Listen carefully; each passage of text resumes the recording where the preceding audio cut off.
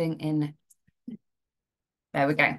Okay, so thank you everyone for joining us today for the third in-sessional SIG event of this academic year. So today we have got, if my PowerPoint will move along, probably not. Yes, there we go. So we've got Alison Leslie talking to us today. My screen has gone black. I hope everyone else can still see it because I can't. So Alison is a lecturer in EAP at the University of Leeds and a senior fellow of the Higher Education Academy. She has been leading in sessional provision for the School of Sociology and Social Policy since 2017. And today she's going to talk to us about her 3-year research project on student education, supporting international PGT students in stepping up and standing out. So I'm going to stop sharing my screen and hand over to Alison, if that's okay. And mute myself.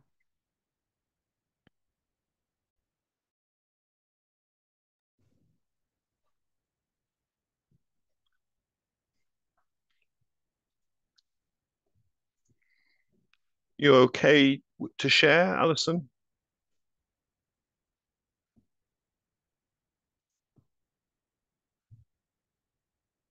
Sorry, I thought I was unmuted. I'm just trying to find where the screen is because I thought it would just come up when I clicked on. Sure. If you've got your slides up in any other screen, and if you hit share at the bottom, and then select that screen, yeah. Right, it's giving me. That's coming through. Something's coming through. Yeah, but it's Yeah. Oh, hang on. Right, there we go. Does that look right now? That's spot on. Yeah, we're there. Okay, sorry. Brilliant. Not at all. Thanks, a long Leslie. time Thanks, since Alison. I've used it. No worries. Right, okay. So, hello everybody. Thank you very much for the introduction, Jenna. Just to give you a bit of context, because it's great to see people sort of posting where they are and everything. So as Jenna said, I work in the School of Sociology. I've been at University of Leeds now for 16 years. Prior to that, I did EAP in Salford. I don't know if anyone's here from Salford. University of Central Lancashire in Preston, Lancaster, which is where I cut my teeth in EAP. And I've also worked for the university on some of their in-sessional and pre-sessional programs in Shanghai and Chengdu in China. This project is one that I've been doing now for 2 years. We've got 1 more year on it. I'm doing it with a colleague of mine who is also in our school here at the University, Languages, Cultures and Societies. But I sort of straddle with this other school as well, which gives me, I guess, a sort of a slightly more varied exposure to what's going on in sessioning. So we have called our project Stepping Up, Standing Out. And I'm just going to, on my next slide, I'll just give a few disclaimers around our use of the title or the label international. So this project came about from our own sort of observations from our work with international students, primarily international PGTs, and feedback from them in various kinds of, end of module surveys, that kind of thing, tutorials, on the institutional barriers. And that's very much the focus we want to take. We all know in the profession that international students can very often get problematized. So we want to make sure that when we are talking about international students, we're seeing them as a positive strength that they bring. We're not just thinking about the financial value of them, and we're trying to reframe them in the sense that, we are all international. I don't know how many of you are familiar with this We Are International Student Charter, but our university committed to it. They said that they were committing to it a couple of years ago. We're not quite sure yet sort of what that means in essence. So we very much got our eye on that, what's happening there. But in our sense, the aspect of the Charter which is very pertinent to our study. And obviously we started our study before this commitment was made, but we feel that it gives extra validity to our project because the particular commitment about making sure that international students are receiving appropriate support and incentives to thrive. And their recommendation is that this is done through monitoring and evaluating existing available support and provision for international students on an ongoing basis. So that's very much at the heart of what we are doing. Just to give, again, a little bit more of a context before I talk about the project in detail. So, as I said before, we're working in 2 schools and faculties. My co-researcher, Claire, she comes from an EAP background, but she is now what we would call a content specialist. So she teaches linguistics in her school.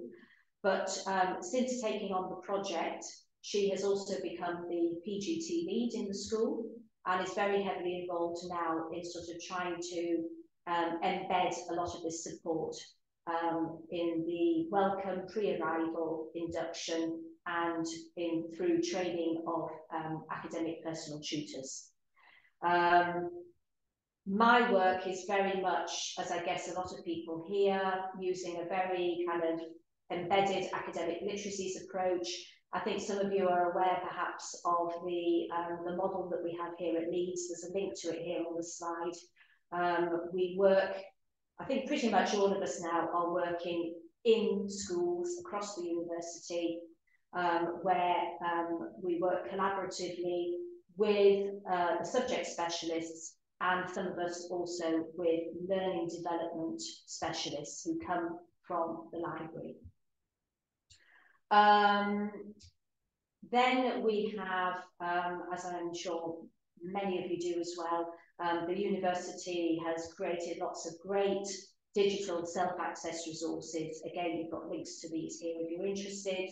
The main ones that our international PGTs get introduced to are one that's called Step Up to Masters, which is a sort of a self-access tutorial that students can go through, which just is aimed at sort of managing some of their expectations around master's level and the difference between that and undergraduate study. In actual fact, I'm perhaps doing it a disservice when I say it's aimed at international students, because I think it's really aimed at all students, but possibly international students who may come from a different educational background find it particularly useful. And then the other one, which is very, very popular, is the Introduction to Critical Thinking, which is a MOOC. So, as I said, this is a 3-year project. We are coming towards the end of year 2. Our first year was basically really just a sort of temperature check of what was going on. We had quite a challenge going through ethical approval for various reasons, and it meant that there was quite a delay to us doing our data collection. And therefore, really, it was kind of a chance for us to just sort of pilot some of the things we wanted to do. So we sent out initial surveys to students towards the end of the first semester to just get a feel of what they were using, what they were familiar with, and what they thought of it.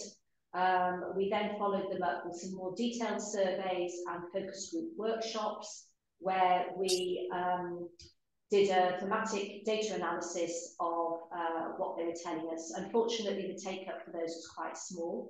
And quite interestingly, I'm not sure if there's any kind of rationale behind this, but in the first year, we only had 2 students take part in the focus group, and they both happened to be from Claire's cohort in linguistics. Whereas this year, we've had a sort of more trend towards the sociology students. So between the 2 years, anyway, that was the intention anyway, was to consolidate. And as it happens, that's worked quite well, because we've now got sort of a bit more of a balance from the students from the 2 schools. Last year was very much, again, then about just getting some early recommendations around how, as we predicted, as you know, we started off with a few hypotheses about support, partly from our own use of them, and the feedback, immediate feedback we were getting in the classes as well. around the need for kind of greater contextualisation and personalisation of those resources. And that's very much a sort of, I guess, is at the essence of the approach we take here at Leeds, is about making sure that the skills that we do are aligned and mapped to the disciplinary practices of the students. So this year we have been consolidating, as I said, that evaluation, and we tried out a few other activities with students. So one of the ones that worked really well and was a great way of us finding out sort of how they really engaged with stuff. We were aware that, you know, the timing of support is really, really important. And I know that this has been mentioned in other sessions as well, and I think it's mentioned in the book that we heard about in the last session. So yes, we wanted to know from students when exactly they were engaging with support and whether that had a significant impact in terms of relevance. And we're also, one of the things that perhaps we haven't anticipated, but we are finding out that there is a lot of really, really good practice happening in very small pockets across the university, which inevitably leads to a lot of overlap and sometimes confusion for students around, you know, where is this support, who provides it, and how to access it. So we're very busy at the moment. In fact, I've just left my colleague Claire doing pretty much this talk at the same time to another audience in our faculty, where we are trying to sort of join up the dots with other teams of people, particularly on the professional services side, where a lot of this student success work is left to. So these are just some of the groups that we are synchronizing with at the moment. And then I'm very excited to announce next week, we're really looking forward to the next stage. So we've got some students on board to do some co-creation of resources with us. We've got a few of our own resources that have been produced by students for this kind of purpose, and then also some of our own, and we're going to get the students to evaluate those and then come up with some of their own resources that they feel would be useful to send out to students next year, possibly pre-arrival. And then next year, it's really going to be sort of disseminating more, piloting these resources in our schools across the university and possibly beyond. So yeah, watch this space. I might be asking you for some feedback as well. So